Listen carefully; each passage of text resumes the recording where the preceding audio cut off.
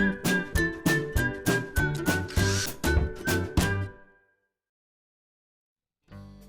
it's Steve. Today we're going to show you how to change a door shelf retainer on your refrigerator. It's a really easy job and you won't need any tools. Let me show you how we do it. Now to do this repair, we'll just open the refrigerator door up and remove any items that may be on the shelf. Then we'll just lift the back of that retainer away from the liner. We'll pull it free. Do the same on the opposite side. Then we can discard the old retainer.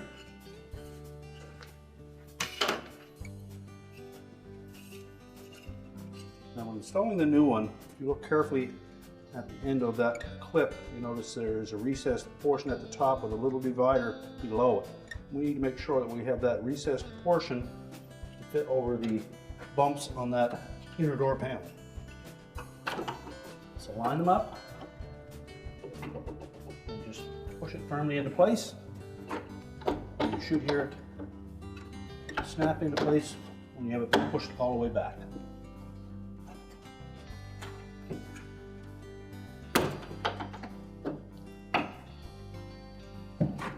Now ready to reload that shelf, and your repair is complete.